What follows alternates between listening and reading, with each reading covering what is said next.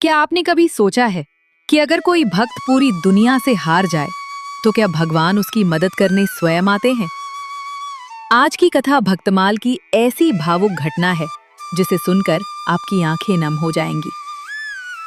बहुत समय पहले एक गांव में भगवान श्री कृष्ण का एक गरीब भक्त रहता था। उसका नाम माधव दास था। उसके पास धन नहीं था, लेकिन उसका विश्वास बहुत बड़ा था।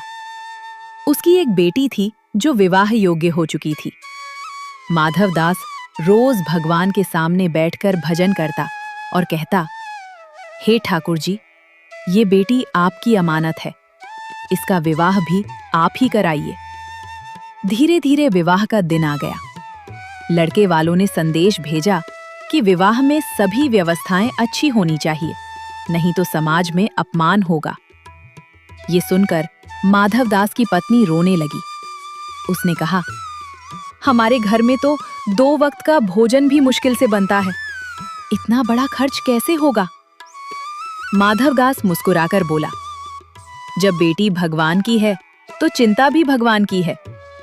लेकिन गांव के लोग उसका मजाक उड़ाने लगे। कोई कहता, भजन करने से शादी नहीं होती, तो कोई कहता, अब देखना भगवान कैसे आते हैं। माधव दास कुछ नहीं बोला। वो मंदिर गया और भगवान श्री कृष्ण के चरणों में बैठ गया। उसकी आंखों से आंसू बहने लगे। उसने हाथ जोड़कर कहा, हे श्याम, मेरी इज्जत नहीं, आपकी इज्जत का साइजाल है। उसी रात एक अद्भुत घटना हुई। सुबह पूरे गांव में हलचल मच गई। कई बैलगाड़ियां, घोड़े और सामान से भरे रथ माधव दास के घर के सामने आकर रुक गए। उनके साथ एक सुंदर और तेजस्वी युवक भी था। उसने कहा, मैं द्वारका से आया हूं। माधव दास जी ने जो सामान मंगवाया था वो लेकर आया हूं। कुछ ही देर में पूरा घर सज गया। कपड़े, आभूषण, मिठाइयां, भोजन और विवाह का सारा सामान तैयार हो गया। गांव वाले आश्चर्य से देखने लगे। जिस घर में कल तक कुछ नहीं था, वहां आज उत्सव जैसा माहौल था। विवाह बड़े धूमधाम से शुरू हुआ। सभी मेहमानों का आदर सत्कार हुआ। सब लोग उस युवक की प्रशंसा कर रहे थे। जब कन्यादान का समय आया, तब माधव दास भावुक होकर रोने लगा। उसने कहा, हे प्रभु, मेरे पास देने के लिए कुछ भी नहीं है। तभी वो युवक आगे बढ़ा।